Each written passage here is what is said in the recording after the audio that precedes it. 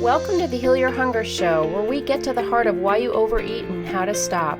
If you struggle with food and weight like I did, welcome home. Welcome everybody to the Heal Your Hunger Show. So happy to have you here. It is a great day to be alive, and you're going to absolutely love my guest today. I love her and she's awesome. But before I go there, I want you to know that if you're here at the Heal Your Hunger Show for the first time, welcome. This is where we get down and dig in to the underlying causes of emotional eating. And if you're not sure if you're an emotional eater, you can actually find out by going to my website, healyourhunger.com. That's HEAL, healyourhunger.com. It's a free quiz that'll pop up. And if you take that 2-minute quiz, you'll literally get a personalized score to find out if you're an emotional eater or a food addict or somewhere in between. So then you'll know, and it won't be a mystery, and you'll know where you are on the spectrum, because it really is a spectrum. I think we're all on the spectrum somewhere, but you'll know your personalized score, and you can go from there. Also, I want you to know that we stream this show when I record live, which I did today.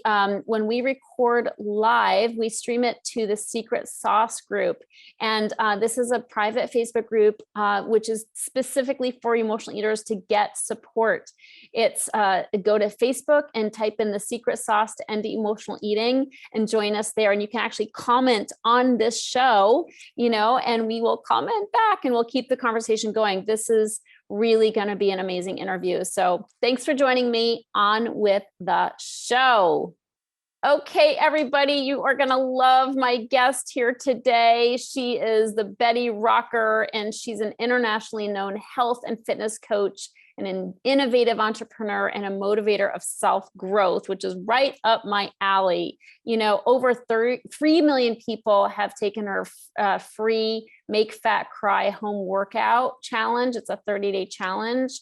But, even more than that, people follow Bree because she's so heart-centered and she's real, and it really cares. And you're going to feel that in this interview. I know it. So my beautiful friend and amazing inspiration, Bree, I'm so glad you're here. Bree Argett-Singer, thank you for joining me.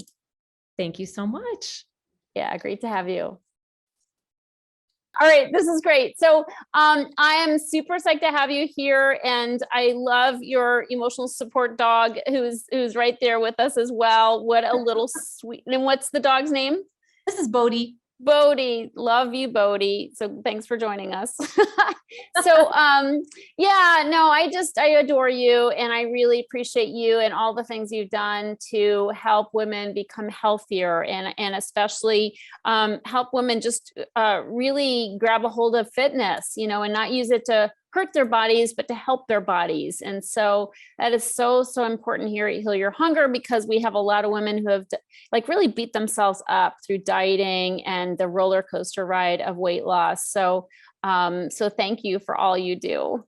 Yes. And thank you for that lovely introduction. I feel like as women, we're so bombarded by images of how our body is supposed to be. And then we get these mixed messages about these diet foods, and most of the diet foods, they maybe took out the fat, or they took out something and then they added a bunch of sugar to make them palatable, or they added a bunch of other sodium or something that actually ends up in the long run causing you to store more fat. And so we're getting all of these really strange mixed messages, and at the same time, a mixed bag of support. We're not really getting a ton of support, right? And yeah. I feel like there's, at the end of the day, it's each of our own responsibility to take care of ourselves, right? And sometimes that's really challenging when we have a history of, emotional eating issues, food struggles, all of the different things that go along with food addiction, and disordered eating of any type.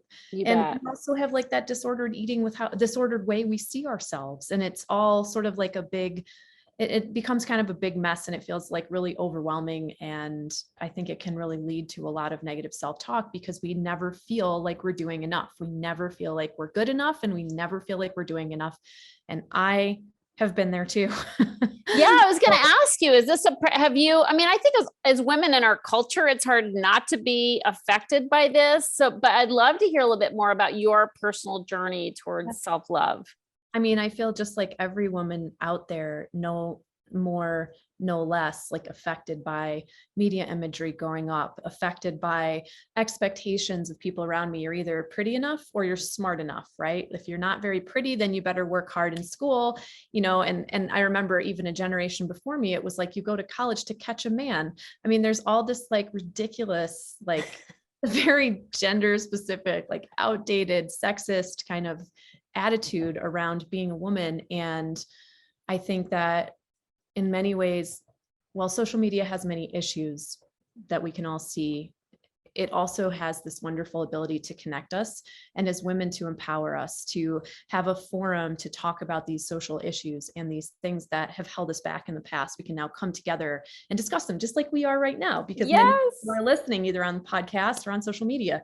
And so for me, I had a lot of struggles, despite the fact that, so I went to Tufts and my focus was nutrition and indigenous cultures. I was an anthropology major, and I was surprisingly, despite the fact that I was so interested in nutrition and so focused on it, so at the same time, completely consumed with like media culture. And my Instagram back then was magazines, and that's where I was getting all of the body imagery ideas from.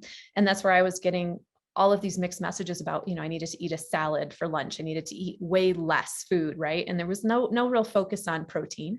There's no real focus on balanced eating, and not in the sense that we maybe now know it to be more balanced. Right.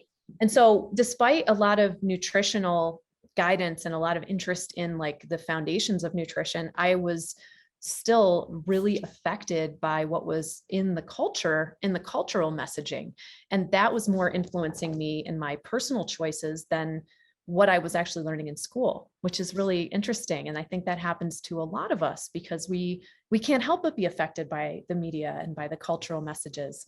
So I really struggled with my weight. I also was, unhappy. I had a sort of a tough history, the trauma history. And that really was something that I didn't know how to deal with or resolve for many years. And so I was just like acting out a lot of, negative sort of behaviors on myself, and a way to sort of like deal with this underlying issues that I was facing. And I think that's true for a lot of people, where, we try to resolve unhappiness or this emptiness we feel inside of us with a lot of food, or disordered eating, where we starve ourselves and then we eat a lot. We're trying to have control. We're trying to feel control in our lives. I think that's what it comes down to. And that was certainly me.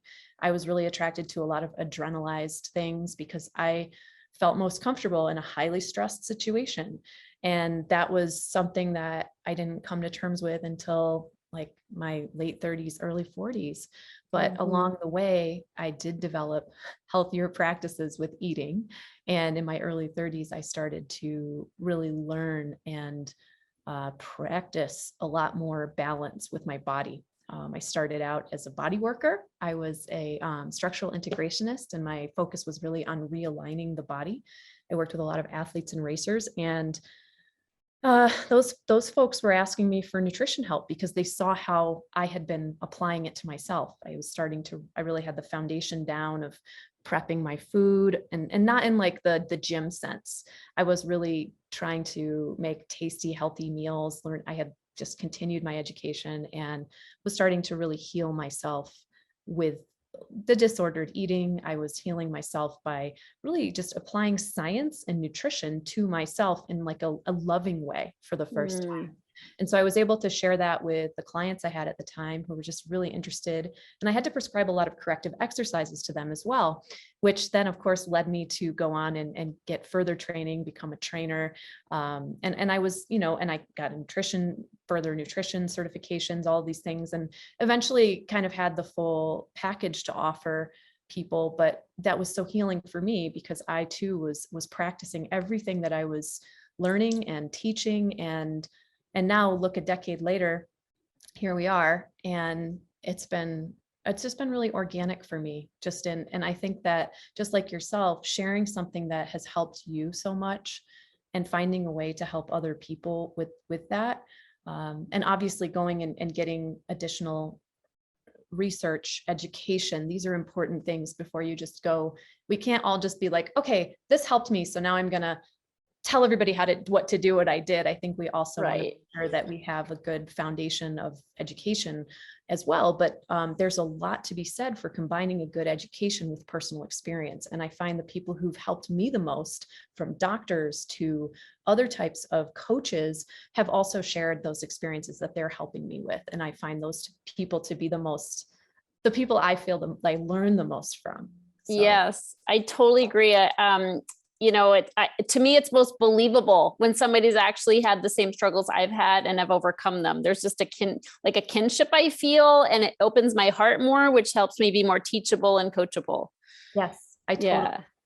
Yeah. Wow. I just don't think I would have had the depth of empathy and understanding for all of these wonderful women who I get the honor of interacting with every day, had I not also really struggled myself and gone through a lot of these issues. And I just feel like their sister. Yes. No. Yeah. Well, you are very approachable and accessible and genuine, authentic. And I think that just makes people feel more, they relate to you, they want to follow you, and they obviously are. You have a massive following. So I really love that. And I don't know about you, but I heal every time I help somebody else heal. Like, I just feel like my life just keeps getting better and better when I share, what I have to offer to other people who are struggling. I just feel like, just energetically, I just get happier and happier. So I don't know if you've had that experience, but I think because I have suffered, with emotional eating, helping others with emotional eating it just comes back to me. It just, the gift that keeps on giving, I guess. I know what you're saying completely. I feel for me, it's more, I really want to help change the world with this self-loving message. And I feel like, and I reach for women because you're the heart of the family. You feeling confident and strong changes the family dynamic. It changes society. It changes everything. So when you feel like you're able to take control, just like I did in my own life, and not that need to like be in control, but instead powerfully taking control and knowing you are an autonomous being, having the security built into yourself, knowing that you are responsible for your choices and the outcome of your life. This is the piece to me that when I can give that to someone, it's so much more meaningful than just giving them a workout or giving them, a recipe or a meal plan. Like I'm glad that those things are out there, but I know that what they're really doing is helping to shore up the foundation of each woman who I come across with my message. These are just tools in your toolkit, but really what you're doing for yourself is creating a stronger sense of yourself, a stronger sense of your own core values in yourself by the actions you're choosing to take. And that's why I think this message is so important to hear. And it does personally impact me knowing that you ladies are out there feeling stronger and more empowered, because we are all in this together, and we have to stick up for each other. We have to look out for each other. I love it. Yes. Yes. Amen, sister. There's no question. And I do feel like, it doesn't happen to us. It happens through us, so we have to do it. Nothing will change if we don't change, but I know for myself, I wouldn't change or have changed if I didn't have inspiration, and somebody guiding me. So I love that you're guiding other people through this. It's awesome.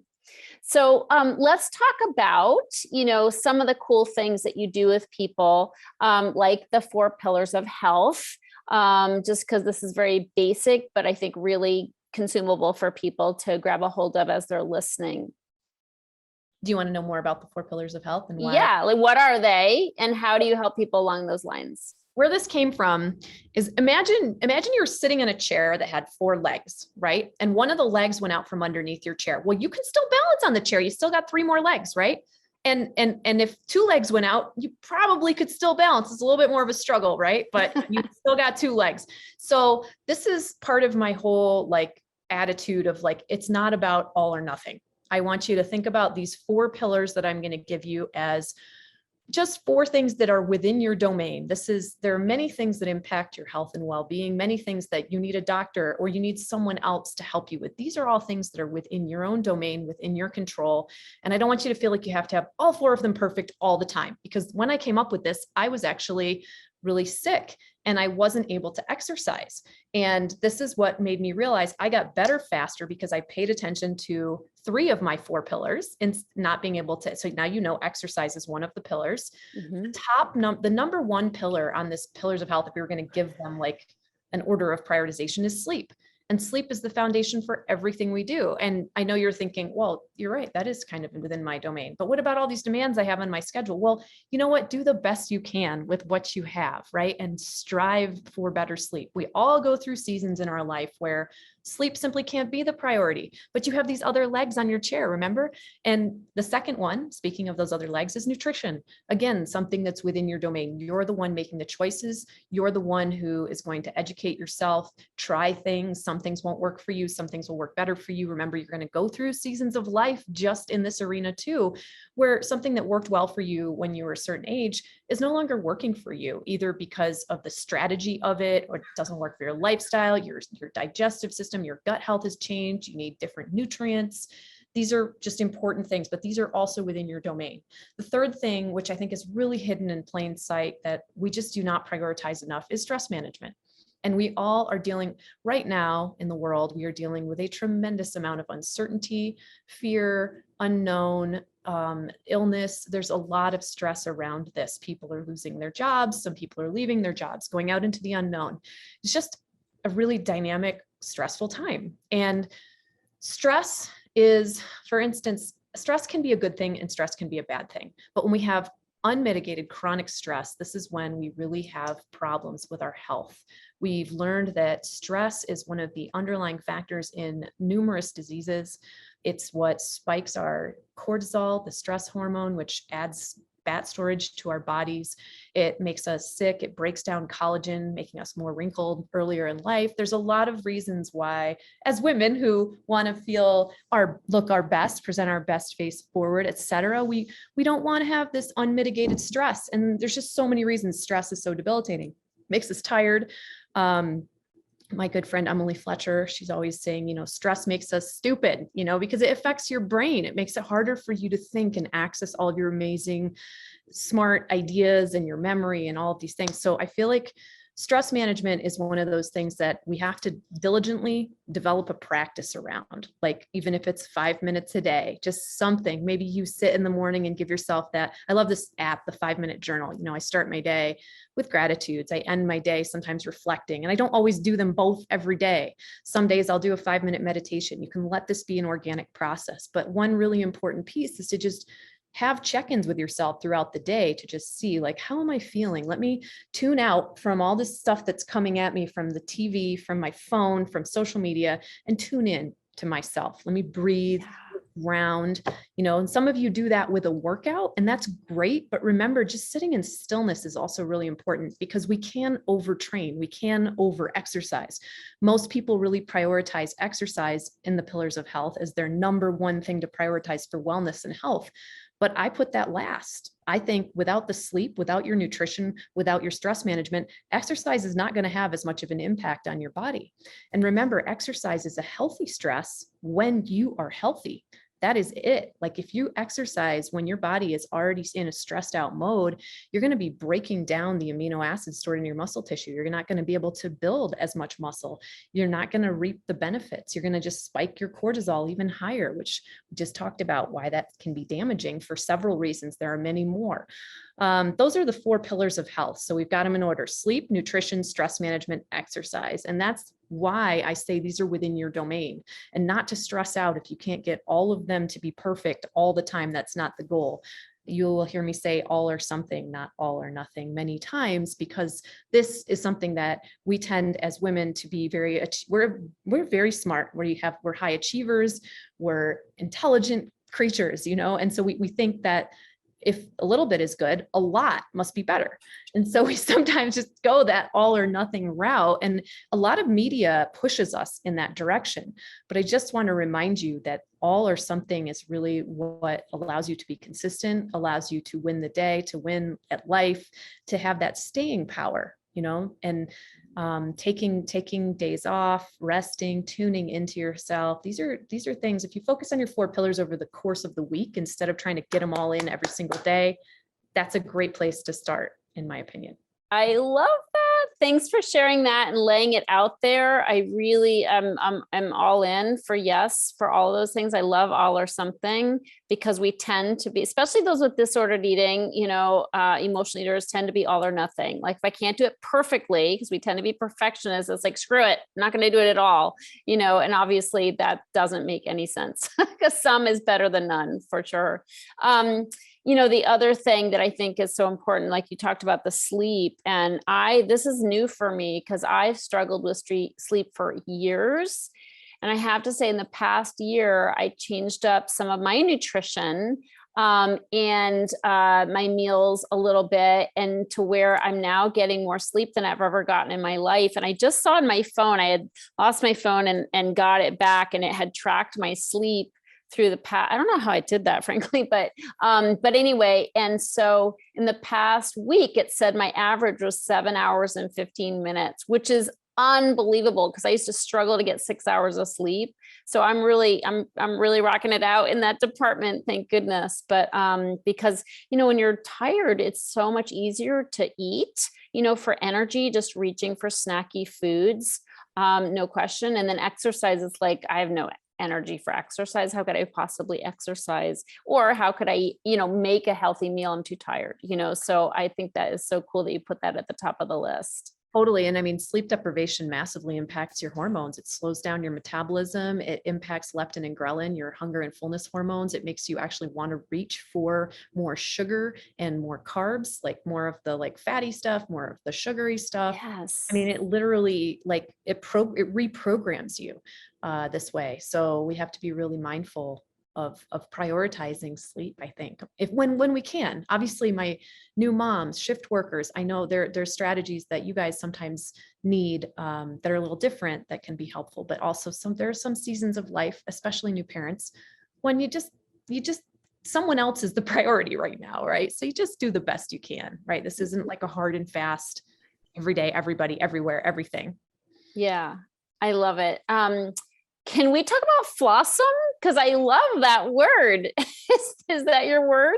It's my word. I mean, I picked it up in the culture and just sort of took ownership of it, because it's so perfectly parallels this all or something concept in many ways. When you think about yourself as a human being, we're none of us without flaws. None of us have done everything perfectly. And I think pretending that somehow we're going to achieve some perfect state is just unrealistic and not something to strive for. I think we all want to be the best that we can be. And the truth is, you are so amazing and you have so much. If you have the resources to be listening to a live show or a podcast right now, you're doing better than a lot of people around the world. If you have clean water to drink, enough of it, if you have healthy foods, there's a lot that we have that we forget to be grateful for. Ears to hear, eyes to see, all of these wonderful things. And we are so capable. We are so awesome, right? And we are flawed. So when I put these things together into this word blossom, the way that I see it is it's a very self-loving, self-accepting word that takes the pressure of what you mentioned earlier about perfection to a place where it's no longer something that we're striving for all the time, right? Mm-hmm. When I'm teaching a class, for instance, or teaching a workout online, and I mess up the word, like the count, or I don't say the perfect thing, I own it. And I'm like, oh, I was so flawsome right there, you guys. And continue forward and say what I meant to say and get you back on track. Because instead of being embarrassed or beating myself up or needing to go fix it, like in that instance specifically, I want to just take ownership, move forward. Remember, I don't have to be perfect. And for me, it's been a very healthy mentality that's helped me navigate old issues of feeling like this need, like to be like such an overachiever, like need to prove how awesome and how perfect I am all the time. And that was an unattainable goal, which inevitably led to unhappiness. Right. Yeah.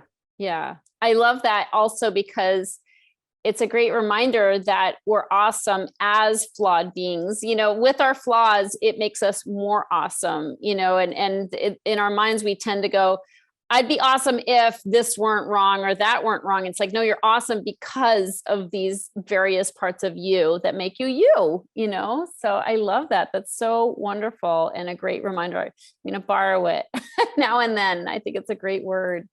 Can you talk a little bit about the kind of exercise that you do with people for those who aren't yet familiar with your work? Oh, sure. Yeah. I have really a variety of options, whether you are restarting your fitness journey, just starting out, maybe you've been exercising for a while and you're ready to go to that like next level. There's something for everyone. And it's really just a matter of, and some people are like wanting to train at home right now, whereas some people want to go to the gym. Some people want to create a home gym. So again, I think where I really started out my career with offering body weight workouts that were accessible, that were really challenging. And then I've evolved and have been, just as I've grown, I've added more things as I've listened to what you guys wanted. And we have a lot of programs that use home workout equipment. You could do a makeshift dumbbell using your water jugs or water bottles. And of course, if you want to have dumbbells at home, that's great. You want to use dumbbells in the gym, great. Accessible workout equipment like stretchy bands, dumbbells, maybe an exercise ball.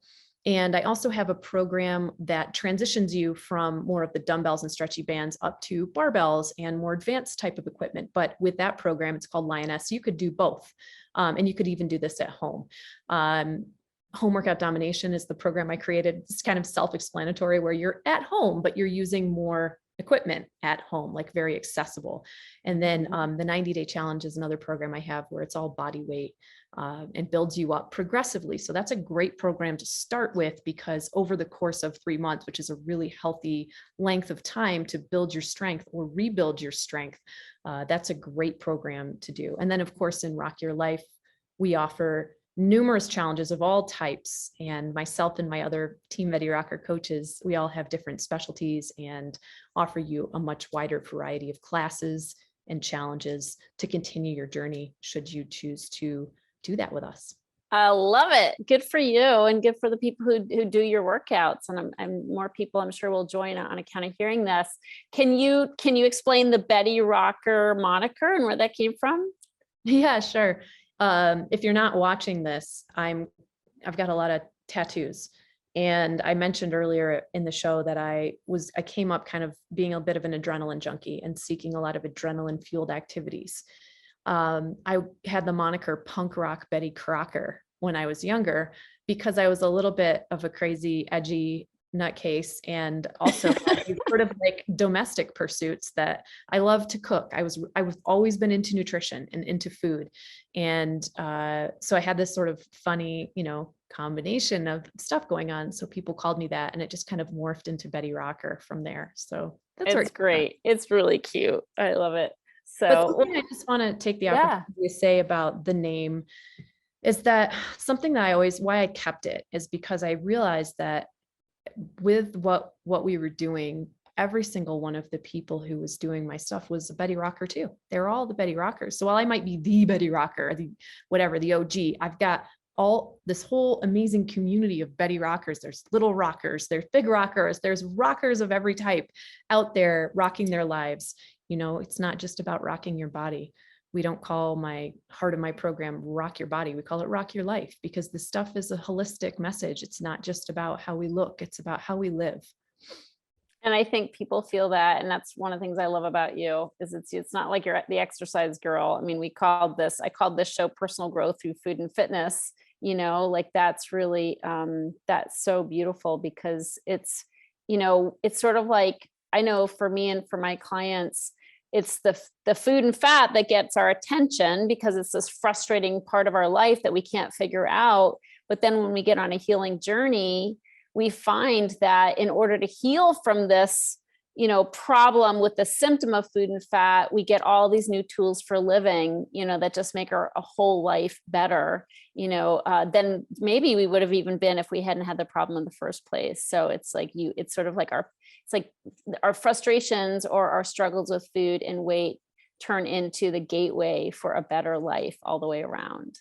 100%. I mean, it's really that healthy body becomes the byproduct of your lifestyle when you start sort of changing your focus away from treating the symptoms all the time. Exactly. And focusing on the problem, right? We want to go back to the root and nourish ourselves, love ourselves, find new ways to talk to ourselves, and how do we heal ourselves? Your brand does this beautifully. Yeah, thank you. Back at you. So let's talk about your free gift, which is the your Make Fat Cry workout challenge. Oh yeah, I mean that challenge is it's just really helpful for people who want to reboot their fitness routine. It's just makefatcrychallenge.com. And it's catchy because, we got to start with where a lot of people are at, which is they're focused on the fat loss. And this is just one aspect of this program that it will help with, right? So the Make Fat Cry Challenge will support your fat loss goals, but it will also do a lot more for you along the way. So that's just a super fun challenge. It's free. You can start at any time. After you sign up, you'll notice that I offer you a meal plan, which is something for purchase. It's totally optional. You can ignore it. You can still get the free challenge, the free workouts every day, but there is a catch because I'm a tough coach. Every day, the workout video is going to expire. So you have to stay on track, and it's going to be different every day. You're not going to be going hard every day. It's going to have balance built in.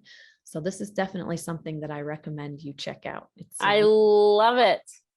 Aw, thanks so much, Bree, for being here. I have one last question for you that I always ask my guest, and that is, this being the Heal Your Hunger show, what is your deepest hunger?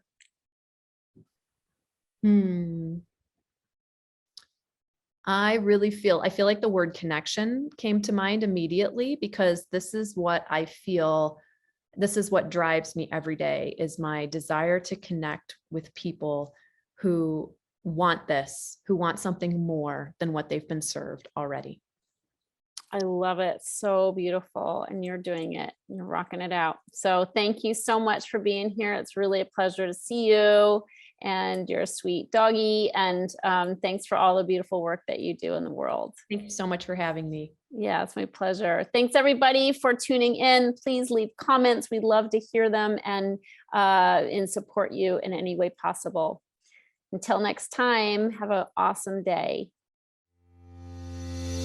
If you enjoyed this podcast and want to get free support, insider health info, exclusive invites to events, and more, visit healyourhunger.com.